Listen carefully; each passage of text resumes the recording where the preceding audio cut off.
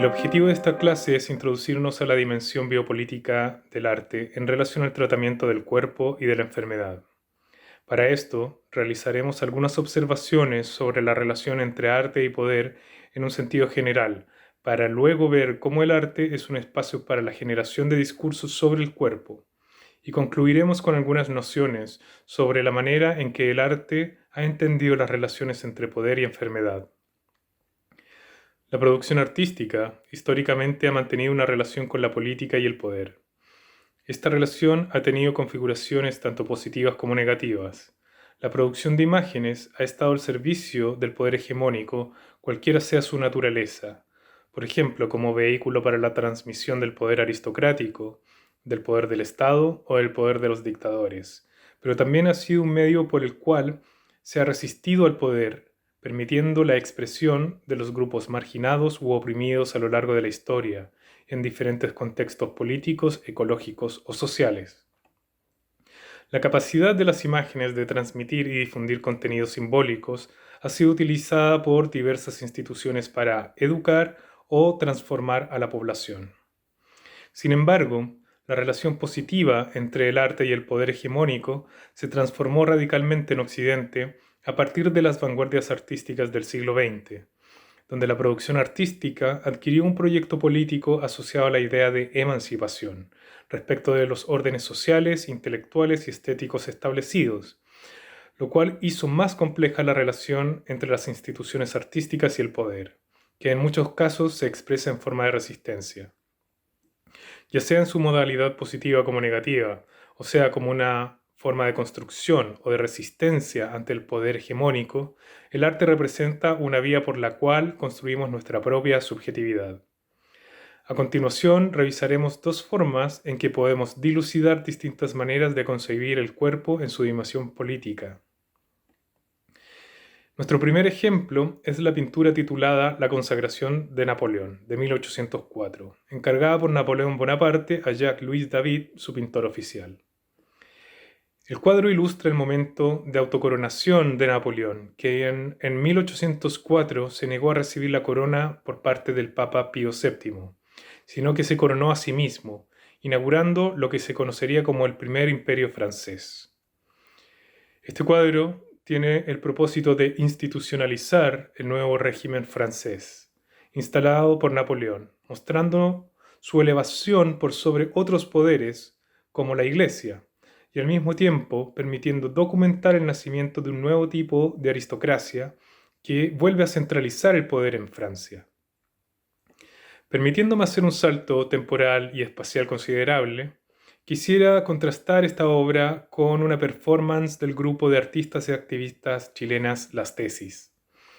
El día 25 de noviembre del 2019, en pleno desarrollo de lo que en Chile llamamos el estallido social, el colectivo feminista de Valparaíso, Las Tesis, realizó su primer performance titulado Un violador en tu camino. El performance consistió en una coreografía musical colectiva que denunciaba el abuso sistemático de los derechos de la mujer, en cuanto a su integridad física, emocional y psicológica bajo la lógica del patriarcado. El objetivo de la obra era hacer una declaración política en relación al cuerpo de la mujer, entendido históricamente como un espacio de resistencia ante la violencia patriarcal. Este performance alcanzó un nivel de viralización muy alto, llegando a repetirse en una multiplicidad de países en distintos continentes. Tanto el ejemplo de la coronación de Napoleón como el performance de las tesis expresan lógicas de poder en relación al cuerpo. En el primer ejemplo, el cuerpo del emperador es la encarnación literal del poder del imperio. El cuerpo de Napoleón representa la institución del gobierno, que es un cuerpo singular, que centraliza el poder otorgado por los 90 millones de súbditos con que contaba el imperio francés en la época. En el segundo caso, el cuerpo que se debate es el cuerpo femenino, que es un cuerpo colectivo, diseminado en millones de cuerpos singulares, todos conectados por el rechazo a un ordenamiento patriarcal. Por una parte encontramos el imperium del cuerpo, que regula y gobierna a los cuerpos de los súbditos. Por la otra, encontramos un cuerpo colectivo, que demanda el derecho a su propia soberanía y a su autoconstrucción histórica. El cuerpo, entendido a lo largo de la historia del arte, ha sido un espacio de modelamiento, donde se expresan valores humanos de distinto orden, que pueden tener un carácter social, espiritual o estético. El cuerpo es ante todo una realidad biológica. El cuerpo nace, crece, cambia, se enferma, muere. Todo ello se ve afectado en cierta medida por lo que nosotros definimos como seres culturales, pero sobre todo depende de su naturaleza biológica. De esta manera, gran parte de lo que el cuerpo significa, me refiero a la manera en que el cuerpo se inscribe en el campo cultural, proviene de los discursos que construimos en torno al cuerpo. Lo bello y lo monstruoso, lo normal y lo anormal, lo deseable y lo indeseable, lo terreno y lo divino son narrativas que transitan a lo largo de la historia del arte y que se materializan en nuestra propia experiencia como sujetos históricos. En ese sentido, podemos observar que el arte funciona como una matriz de sentido que modela nuestra autocomprensión en tanto cuerpos. El cuerpo vivo es en parte una entidad que existe biológicamente. Entonces podemos decir que el arte, al otorgarle un orden de significado, ejerce un modelamiento biopolítico, pues le atribuye una construcción narrativa. Para ilustrar este potencial de otorgar sentido al cuerpo, me gustaría comparar dos obras, una del siglo XVI realizada por Miguel Ángel Buonarroti y otra realizada por el artista contemporáneo Stelarc. El David, terminada por Miguel Ángel Buonarroti en 1504, ha sido considerada una de las piezas que definen el canon del cuerpo masculino, desarrollado por los valores del Renacimiento europeo. Sus proporciones y rasgos nos hablan de un conjunto de valores presentes en el sistema cultural de la época, como la prudencia sobre el exceso, el predominio de la razón sobre las pasiones y la belleza, entendida como el valor último, que reúne lo verdadero y lo bueno. Todo este conjunto de valores están asociados al sistema teológico y filosófico europeo del siglo XVI que configuró el humanismo. En contraposición a esta idea del valor en relación al canon clásico, el artista griego Stelarc en el 2007 creó una obra llamada Tercera Oreja. Stelarc es un artista multimedial que busca traspasar los límites existentes entre el cuerpo y la tecnología, en el marco cultural de lo que se denomina posthumanismo. En vez de proponer un ideal sobre el cuerpo, como en el caso de David, de Miguel Ángel, Stelarc busca liberarse de los cánones tradicionales del humanismo y abrir nuevos horizontes en los que el cuerpo no se piensa como algo verdadero o bueno, sino como una realidad mutable que alcanza una emancipación por medio de su transformación consciente, y por lo tanto lo entiende como una realidad política. Uno de los aspectos biopolíticos que han quedado cristalizados en la historia del arte en relación a la historia del cuerpo ha sido la experiencia de la enfermedad. El acervo artístico nos permite introducirnos en una dimensión histórica sobre el modo en que el ser humano ha vivido y sobrevivido a las pandemias. Del mismo modo, nos permite también aprender sobre otro tipo de condiciones físicas y mentales que han acompañado al ser humano a lo largo de su historia. En este sentido, el arte también conforma parte de lo que podríamos llamar el archivo del cuerpo. El cuerpo normal, el anormal, el cuerpo sano y el cuerpo enfermo han sido representados conformando nuestro entendimiento sobre la norma. Se entiende la pandemia y la enfermedad como excepciones sobre el cuerpo social y sobre el cuerpo individual. O sea que la pandemia nos afecta como un cuerpo único, pero también como un cuerpo político. Para hablar sobre estas dos dimensiones quisiera introducir dos trabajos. El primero del pintor italiano Domenico Gargiulo, del siglo XVII, y el segundo del bioartista brasileño Eduardo Kac. Sobre el cuadro La plaza del mercado de Nápoles durante la peste de 1657 de Domenico Gargiulo escribe David Taylor: el peor desastre que azotó al reino y a la ciudad de Nápoles en el siglo XVII fue la plaga de 1656. La peste negra ya tenía una larga historia en Europa, que se remonta al brote europeo original de 1347, presumiblemente remontado a China en la década de 1330.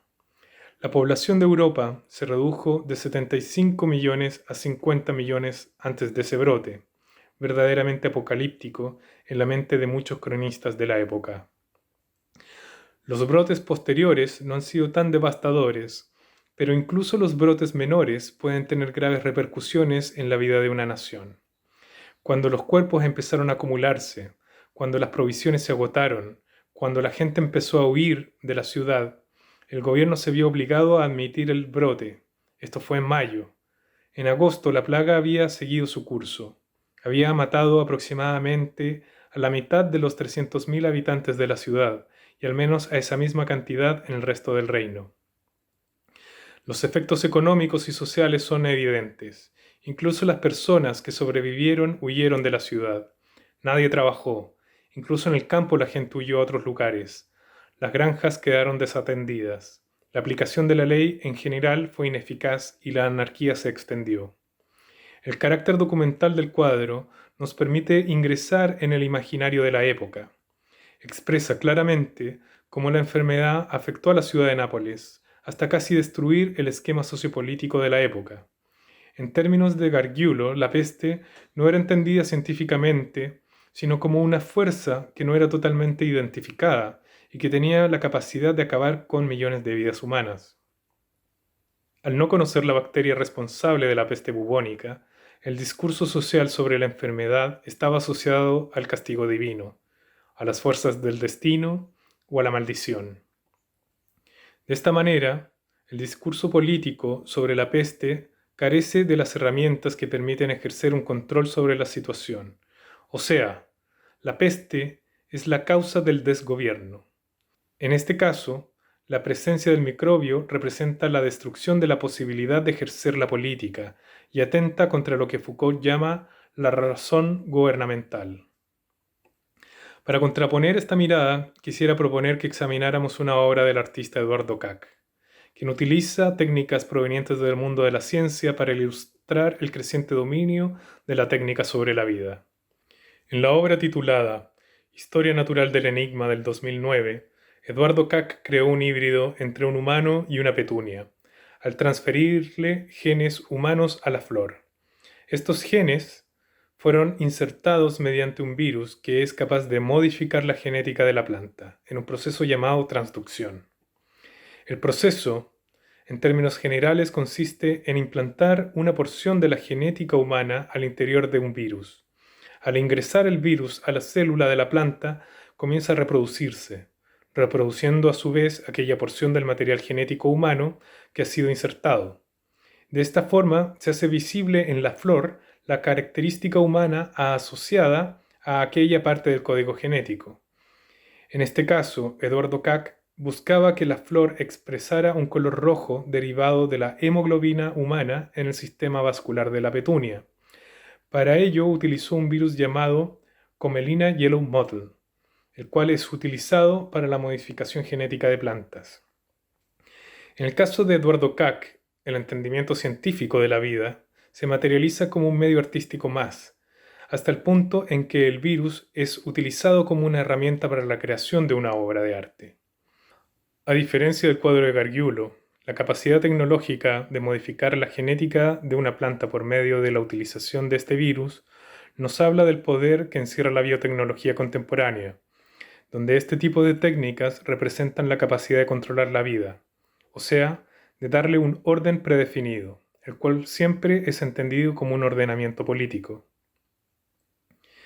En el caso de la pintura de la Plaza de Nápoles, la bacteria que causó la peste bubónica representaba la crisis de la gobernabilidad. En el caso de Kac, el virus, al poder controlarse, representa lo contrario, una herramienta para la gubernamentalidad. O sea, nos presenta una modalidad positiva en relación al poder. Como pudimos ver a lo largo de la clase, nuestro entendimiento sobre el cuerpo y sobre la enfermedad es siempre histórico. Obedece al contexto social y cultural en el que nos encontramos. Este entendimiento nace de los discursos, que a su vez son portadores de saberes y técnicas que se expresan como formas de poder. El arte, Las imágenes y los medios de comunicación son portadores de estos discursos, pero también son herramientas con las cuales podemos construir nuestros propios discursos sobre lo que nosotros somos o lo que aspiramos a ser. Agradezco mucho que me hayan acompañado a lo largo de esta clase y espero que nos veamos en una próxima oportunidad.